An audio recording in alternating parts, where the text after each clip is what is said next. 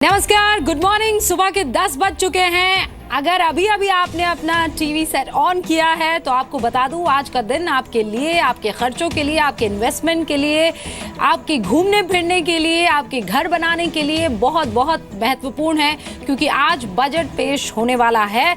अभी हालांकि इस पर भी असमंजस है, लेकिन वित्त मंत्री अरुण जेटली संसद भवन में मौजूद है। बजट पेश करने की संभावना इससे बढ़ गई है। सांसद ई अहमद के निधन के बाद बजट को लेकर ये संशय बना हुआ था, लेकिन अभी उम्मीद ये है कि बजट पेश होगा। बजट कॉपी भी संसद भवन पहुंच चुकी है। अब से ठीक 15 मिनट बाद कैबिनेट की बैठक होने वाली है और 11 बजे बजट अनाउंस किया जा सकता है। 10:15 बजे कैबिनेट की बैठक। 10 बजे हमें ये जानकारी मिली है कि लोकसभा स्पीकर सुमित्रा महाजन ई अहमद के परिवार वालों से मुलाकात करने के लिए उनके घर पर श्रद्धांजलि देने के लिए पहुंचेंगी, क्योंकि आखिरी फैसला जो है वो लोकसभा स्पीकर को लेना है। वही ये डिसाइड करेंगे कि आज बजट पेश होना है या नहीं होना है। लेकिन हम आपको बता रहे हैं, हमारे सोर्सेस कह रहे हैं कि आज संभावना पूरी है कि बजट पेश किया जाए। खास मेहमान हमारे साथ लगातार बने हुए हैं। बजट में क्या ऐलान हो सकते हैं, किन चीजों को लेकर उनका खौफ बरकरार है अभी कि बजट आ सकता है तो ये परेशानियां ला सकता है, या बजट आएगा तो आपकी जेब में कितना पैसा और आएगा। वैसे अभी सिर्फ 1 घंटा बचा है, उसके बाद देश का आम बजट पेश होने वाला है। नोटबंदी के बाद पेश होने वाले इस बजट से देश के हर वर्ग को काफी उम्मीदें हैं। मेरे सहयोगी विद्या जो हैं वो आपको समझाने की कोशिश करेंगे कि ये बजट इस बार खास कैसे। विद्या।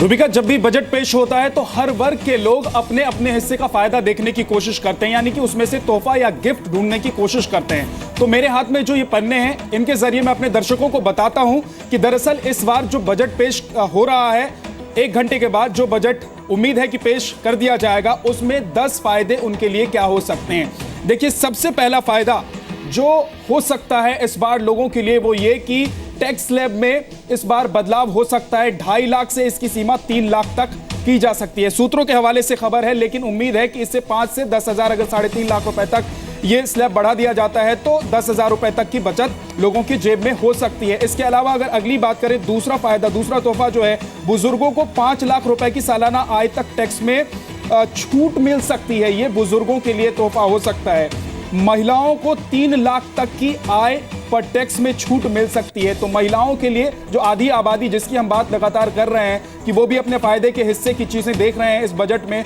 उनके लिए अच्छी खबर हो सकती है। होम लोन के ब्याज पर 2 लाख रुपए की छूट बढ़ाकर 2.5 लाख किया जा सकता है। इस बात की भी उम्मीद बहुत ज्यादा है। 5वां तोहफा जो हो सकता है वो बजट में किसानों के लिए हो सकता है। लोन में सब्सिडी और सस्ते कर्ज का ऐलान संभव है इस बजट में। तो ये बड़े बड़े अक्षरों में हम ग्राफिक्स के जरिए भी अपने दर्शकों को समझा रहे हैं, दिखा रहे हैं, ताकि एक एक लाइन करके वो समझ पाएं कि उनके लिए फायदे की चीज इस बजट में क्या है। इसके अलावा गरीबों के लिए यूनिवर्सल इनकम स्कीम का ऐलान इस बार किया जा सकता है, जिससे सीधे सीधे गरीबों को फायदा पहुंचाया जा सके। 7वां तोहफा यानी कि गिफ्ट जो है वो कॉर्पोरेट सेक्टर के लिए हो सकता है। कॉर्पोरेट टैक्स में 2% तक कमी हो सकती है, जिसको 25% तक लाने की कोशिश या फिर कहें कि उम्मीद की जा रही थी, उसमें 2% तक की कमी की जा सकती है। 8वां तोहफा जो है वो रेल टिकट कीमतों में इजाफा नहीं होने की उम्मीद है, क्योंकि इस बार अलग से रेल बजट पेश नहीं किया जा रहा है। इसलिए उम्मीद इस बात की है कि अगर रेल किराए में बढ़ोतरी होगी भी तो वो साल के मध्य में होगी, आगे जाकर रेल किराए में बढ़ोतरी की जा सकती है। 9वां तोहफा जो है, रेलवे स्टेशन पर पीओएस से भुगतान करने का इंतजाम हो सकता है। इसके लिए ऐलान किया जा सकता है, क्योंकि कैशलेस इकोनॉमी की तरफ हम बढ़ना चाहते हैं, पहले ही सरकार ये तय कर चुकी है। तो उसके लिए 1000 मशीनें पीओसी की अलग अलग स्टेशन पर लगाने या फिर उनको भेजने का ऐलान किया जा सकता है। और 10वां तोहफा यानी कि 10वीं बड़ी बात जो हो सकती है वो ये कि रेलवे में सेफ्टी के लिए 20,000 करोड़ रुपए का ऐलान किया जा सकता है। रूबिका, तो ये 10 अच्छी बातें हैं आज जो बजट में सामने आ सकती हैं, जिनका ऐलान हो सकता है, जिससे लोग राहत की सांस ले सकते हैं। मेरे चेहरे पर तो 2 इंच मुस्कान पहले ही आ गई है 10 खास बातों को लेकर। बहरहाल अरुणेंद्र कुमार साहब यहाँ पर बने हुए हैं, फॉर्मर चेयरमैन रेलवे बोर्ड। जैसे ही आपने कहा कि इस बार टिकट्स जो है या उसका किराया नहीं बढ़ने वाला है, उनके चेहरे पर ये मुस्कान जरूरी थी। तो हम ये उम्मीद कर सकते हैं अरुणेंद्र जी, इस पर मैं आपसे जवाब लूँ। एक छोटा सा हमारे पास रिपोर्ट आ रही है, मैं वो दर्शकों को बताना चाह रही हूँ, क्योंकि बजट की कॉपी जो है वो संसद पहुंच चुकी है। वित्त मंत्री अरुण जेटली भी वहां पहुंच गए हैं, राष्ट्रपति से मिलकर। आपसे थोड़ी देर में कैबिनेट मीटिंग शुरू होने वाली है। हमारे संवाददाता रविंद्र वहां पर मौजूद थे, जल्दी से आपको ये रिपोर्ट दिखाते हैं उनकी। सिटिंग एमपी ई अहमद के देहांत के बाद की जो उहापोह की स्थिति थी वो अब लगभग खत्म हो गई है। आज बजट पेश हो रहा है। वित्त मंत्री अरुण जेटली ठीक 11 बजे बजट पेश करेंगे। बजट की कॉपी संसद भवन पहुंच गई है। सुरक्षा घेरे में बजट की कॉपी को रखा गया है और सबसे बड़ा अब सवाल यही है कि अरुण जेटली के बजट पिटारे में क्या होगा। जो जानकारी मिल रही है और जो 5 राज्यों में विधानसभा चुनाव है उसको देखते हुए यही लग रहा है कि ये बजट जिस तरह से अभी मौसम खुशनुमा है, ये बजट सबके लिए खुशनुमा होने वाला है। इसमें जो संभावना जताई जा रही है मध्यम वर्ग के लिए, इनकम टैक्स जो स्लैब है वो 2.5 लाख से 3 लाख या फिर 3.5 लाख किया जा सकता है। घर खरीदना और भी सस्ता हो सकता है। पीएम आवास योजना में नई दरों का ऐलान भी हो सकता है। इस मोदी सरकार जॉब पर खास ध्यान देने वाली है इस बजट में। इसमें जो संभावना जताई जा रही है कि 10,000 लोगों को जो रोज़गार देने वाली जो कंपनियां हैं उसमें कॉर्पोरेट टैक्स में 5 साल तक छूट दी जा सकती है। 20,000 लोगों को जो रोज़गार देने वाली कंपनियां हैं उनको 10 साल तक टैक्स हॉलीडे दिया जा सकता है। रियल इस्टेट को उसमें और बूस्टअप करने के लिए उसे इंफ्रास्ट्रक्चर का दर्जा दिया जा सकता है। मेक इन इंडिया को बढ़ावा देने के लिए जो भी कंपनियां भारत में गुड कंज्यूमर या फिर मोबाइल मैन्युफैक्चरिंग करेंगी उन पर टैक्स उनको काफ़ी रिबेट मिल सकता है। इसमें सर्विस टैक्स को लेकर जिस तरह जीएसटी आया है उसमें ये भी संभावना है कि जीएसटी के बाद सर्विस टैक्स को 12 और 18% 2 स्लैब में डाला जाए। इस तरह कहीं ना कहीं गांव, घर, किसान और मध्यम वर्ग सब के लिए ख्याल रखा जा सकता है इस बजट में। और 11 बजे ये जब बजट वित्त मंत्री पेश करेंगे तो कहीं ना कहीं मोदी सरकार ये संदेश देगी कि उनका बजट सबके लिए है, सबका साथ सबका विकास का जो नारा है वो पूरा करेंगे। इस बजट के जरिए प्रधानमंत्री नरेंद्र मोदी की सरकार और वित्त मंत्री अरुण जेटली अपने बजट में इसकी कई तरह की घोषणा करके ये साबित करेंगी कि सबका साथ उन्हें मिला है और अब मोदी सरकार सबका विकास भी करेगी। रविंद्र कुमार, जी मीडिया, दिल्ली। कोशिश तो करो। सुनील पाल साहब जाने माने कॉमेडियन हैं, वो भी हमारे साथ जुड़ गए हैं। सुनील जी बहुत बहुत स्वागत है। मैं आपके पास आऊँ उससे पहले मुझे 2 छोटे से रिएक्शंस लेने हैं।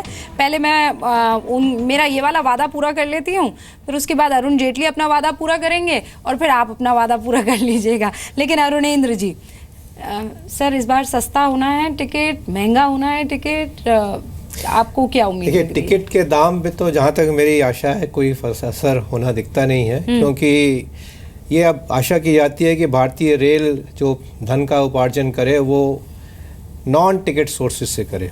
और इस दिशा में जो पहल की गई है वो स्टेशन रीडेवलपमेंट को एक बहुत बड़ी पहल की गई है, जिसमें स्टेशन को बनाया जाए, स्टेशन का एयर स्पेस बेचा जाए, लीज पे दिया जाए और उससे पैसे की कमाई की जाए। और अभी आप कुछ दिन पहले देखेंगे 9 तारीख को गांधीनगर स्टेशन का शिलान्यास इसी प्रिंसिपल पे किया गया, जिसमें एक बहुत बड़ा होटल कॉम्प्लेक्स स्टेशन पे ही बनेगा। सूरत स्टेशन बनने की तैयारी में है। भोपाल स्टेशन में हबीबगंज पे ये काम शुरू हो चुका है। इसके अलावा कई और स्टेशन है जहाँ पे हम स्टेशन रीडेवलपमेंट की बात कर रहे हैं और ऐसा स्टेशन बनाएंगे जैसे आप टोक्यो में देखते हैं या और जापान में और स्टेशनों पे देखते हैं या लंदन में देखते हैं, जिसमें कि रेलवे को खर्चा ना करना पड़े लेकिन यात्रियों को सुविधा बढ़े और रेलवे की आय बढ़े। तो रेलवे को अब इस समय ऐसे साधन देखने हैं जिससे कि टिकट पे बोझ ना पड़े, क्योंकि टिकट पे अगर बढ़ाते हैं तो आपने सर्च प्राइसिंग का भी हमने एक एक्सपेरिमेंट देखा जिसमें लोग कि चलने वाले लोग कम हो गए। और माल भाड़ा में भी बढ़ाने की उम्मीद दिखती नहीं, क्योंकि माल भाड़ा में रेलवे का योगदान अगर राष्ट्रीय माल भाड़े के देखा जाए तो थोड़ी धीरे कम होता जा रहा है। तो ये 2 जो मेन स्रोत हैं रेलवे में पैसा कमाने के, इस पे अब थोड़ा सा लगाम रेलवे में अब इनोवेशन की बहुत ज़रूरत आ गई है और बहुत हद तक उस पर काम होने। हिमांशु जी 20 सेकेंड्स आपका डर और खौफ मुझे 10-10 सेकंड में बता पाएंगे? हालांकि टैक्स इतना आसान होता नहीं है। देखिए 2 चीज़ें तो कंफर्म है। एक तो सर्विस टैक्स बढ़ना है, वो ये हो सकता है आज ना बढ़ के 2 महीने बाद बढ़े, वो कंफर्म है। 1 से 2% का इजाफा देखेंगे। एक जो सबसे बड़ा डर जो बना हुआ है जो मार्केट में देखने को आ रहा है कैश ट्रांजेक्शन टैक्स पे, अगर ये आता है तो इसका पता नहीं सेंटीमेंट क्या होगा, बट अभी से ही लोग काफ़ी डरे हुए हैं। स्पेशली जो बिजनेस ऑर्गेनाइजेशन है और जो कैश बेस इंडस्ट्री जो काम कर रहे हैं उसको अपना एक प्रॉब्लम है। और इस बार के जो बजट है ना, इसको आप बजट की तरह ना देके डीमोनेटाइजेशन के बाद एक बहुत बड़े इवॉल्व करने की जरूरत है गवर्नमेंट को भी। तो शायद बजट में आप बहुत ऐसी चीजें देख पाएंगे। अगर मैं इसको 4 पॉइंटों में कंफर्म करना चाहूं तो एक टैक्स होगा जो मुझे लग रहा है बहुत इंपॉर्टेंट पॉइंट होगा, दूसरा जॉब विद स्टार्टअप्स होगा, तीसरा रियल एस्टेट एंड मैन्युफैक्चरिंग होगा, और चौथा जो पॉइंट होना चाहिए टियर 2 एंड टियर 3 और उसके भी नीचे जो सिटीज हैं या गांव हैं उसको एग्रीकल्चर के साथ इनोवेशन से कैसे जोड़ते हैं, ये एक बहुत ही बड़ा मुद्दा होगा। अदरवाइज आपका डीमोनेटाइजेशन का जो पूरा एजेंडा है ना वो डिफीट होते हुए दिखेगा। ठीक है हिमांशु जी, लेकिन ये जो 4-5 पॉइंट आपने गिनाए हैं वो वाकई बहुत इंपॉर्टेंट होंगे हमारे लिए, उस पर गौर करना।